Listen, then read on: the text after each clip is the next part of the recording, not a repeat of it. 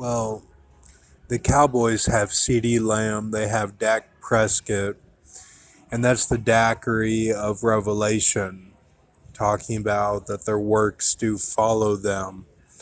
You want to have the daiquiri because you circle everything back. It helps your circle of life because it is a circle of life. Now, the CeeDee Lamb is like, throwing the CDs away with Ramon and Karsh Kale in their trash, in their apartment, Park West or Park Side. Um, I had Absol, I had Sting, you know, um, many different artists that were popular in the 2012, 2013 era, and a little bit before that as well. And these were replayed to focus the forces in the car, and the CD Lamb might have been someone that picked up on that. I don't think it's a killing of the scrolls, even though that's in the scrolls, but it's more of the 2012 2013 era. So the Prescott is also Cody Ditzler, which is um, when he moved to Arizona was 2013. So the Cowboys are kind of, they were good at first in 2016. They were good. And now they've just gotten in with, they focus on the cheerleaders, they focus on their money. Their coach is kind of like a Mitchell Hall. When Mitchell Hall was a good boy, Mitchell Hall was a good boy. Kind of like that. And so they're not really focused for a championship. Now, I told Ethiopia Guard that I think that's going to change because America does not tolerate that. When you look at America's past, they don't tolerate this mediocrity of settling on your lees, okay? Which is what the Cowboys have done. And the Raiders, on the other hand, is a terrible situation. Worse. Way worse.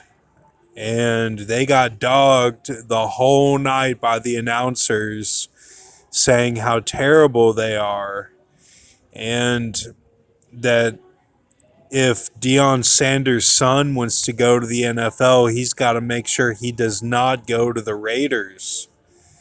And this was terrible. I mean, they had a terrible night against the Falcons. It was horrible. The worst game I've ever seen, announcing wise and the plays wise. It was terrible the way that the Raiders presented themselves. And the thing is that Rock Blackburn was a Raiders fan, and Gabe McDermott was a Raiders fan. Rock Blackburn, he worked on the steel company that would drive ships through the Bay Area. And he would see the ships and he would be on them and working the steel. And we went to Hooters at Richmond Road in Lexington whenever. What's up, man? Good, man. How are you? Have a good one. Richmond Road whenever it was me, him, and Kirk and Stanley went there. And we were talking about the girls at Hooters and just talking about, just being together as a unit and just small talk, and it was good, Kirk doesn't talk too much. Um, he went to Montana with his dad, and I don't think the trip went very well. It was kind of like he had a relapse or something, is what I heard. But the thing is that he's a great guy. He just doesn't talk too much. He got dogged on the way to the Frankfurt in the car when we passed the castle. They were talking about Johnny Depp and the castle in Lexington on the outskirts. And I talked to him about KYA because he went to KYA. And whenever Rock died by a gunshot wound, um, he never talked to me. He talked to my mom, but Kirk never talked to me.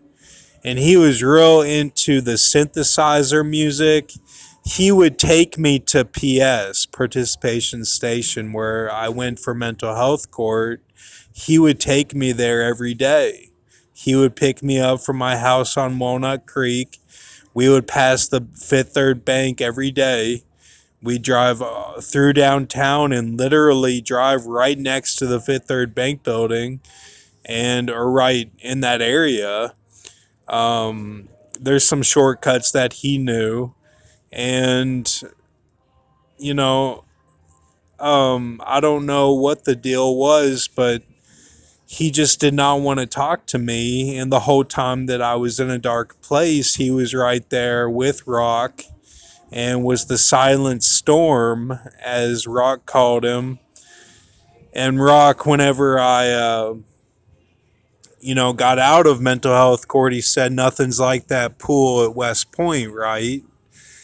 And he said that to me, and he's like, because the judge was commending me about working at the YMCA, being a pool attendant. They had just built this new YMCA in Lexington, kind of by Richmond Road. It was in the Regal area of Hamburg, and where I saw the Lono film with Bradley Cooper, and um, so anyway, I worked there for a little bit, and it was all about the bands on the arms, the bands to go down the slide, and all these kids with their band, just like it says in Zechariah. And so Rock was a good friend, and I made some videos when he died, as a tribute to him. And Stanley was upset because he wasn't there. He was supposed to be there that night and he didn't show up. And something happened. It was a gunshot wound. I don't want to say he took his life, but something happened, And see, I don't talk to Jennifer or Katrina or any of them because Jennifer and Katrina actually had a falling out right before I left mental health court, and she showed up one time and turned around real quick, and she was actually at my court whenever I graduated, and she was working in Louisville. Katrina was. And if I had to compare, I had more heart for Katrina than I did Jennifer, but they were both great. They really helped me a ton, and I owe my life to them. I mean, they got me through everything, and they're represented by Megan Thee Stallion and Cardi B. And I wouldn't be where I am today if it weren't for them.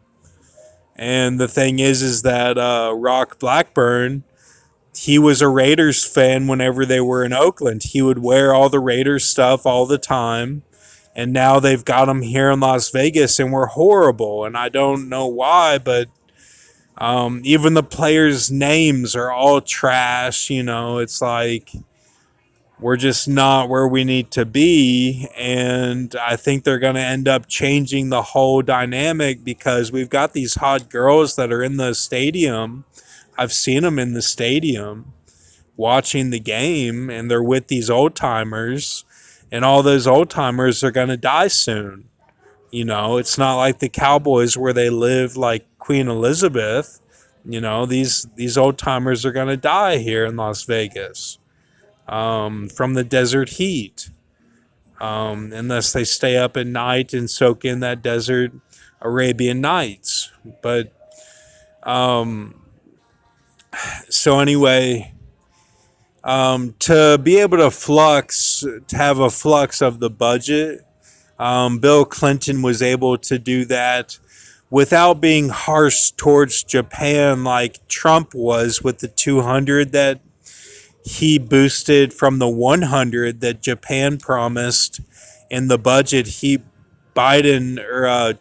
was pressuring Japan and said, you need to move it up to 200. And this was during a press conference.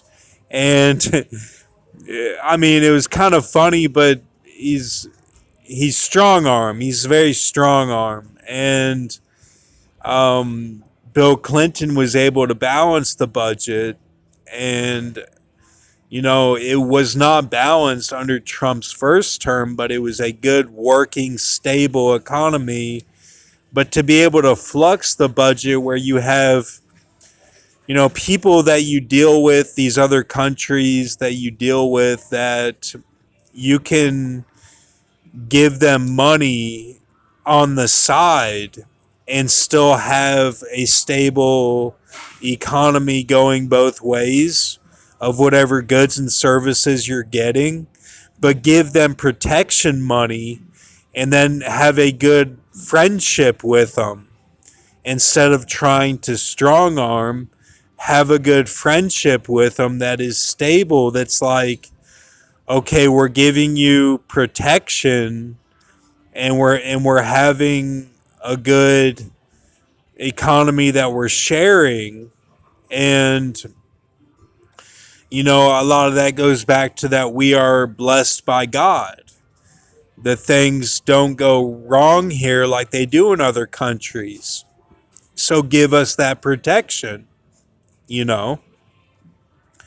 Like if you want to get it up to 200, like you got to promise that, like, okay, Legion will not be affected in that area. You're not going to have suicides. So let me give you money for that. Like spiritual money, like tithing that is spiritual, that's a flux, that is like where they feel protected. And the thing is that Trump, he got killed when he was in Home Alone. But the thing is that he would make these potteries in Miss Malberger's class. And he was the oldest one. And he was my soldier. And I was his consigliere. And the thing is that I would make these potteries for him every time. I would make an extra pottery for him that we had to show Miss Malberger, Josh's mom, Brad Pitt's mom. And I would make these potteries, and then my brother would go in and destroy them every time. He would destroy Trump's pottery that we made in the art class at Clay's Mill. And Trump was the oldest one. He was the oldest of the Clay's Mill kids, and he got held back. And then he moved to O-Town. And he was the guy that was in high school with my brother that was older than my brother. I never went to school with him. And he graduated before the Myths. And the thing is that my brother always felt like this guy wanted to kill him. My brother told me that there was somebody at OHS that wanted to kill my brother and would always give him dirty looks and like do like slit neck when he saw him in the hallway. And that was Trump, because of what my brother had done at Clay's Mill and what my brother continued to do when we were in Owensboro. And this was Trump. And he is from Clays Mill and also from Owensboro. And he got killed and was in Home Alone.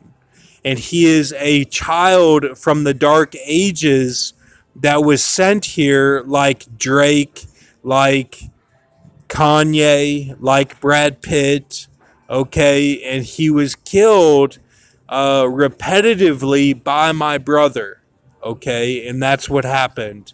Thank you. Have a good night.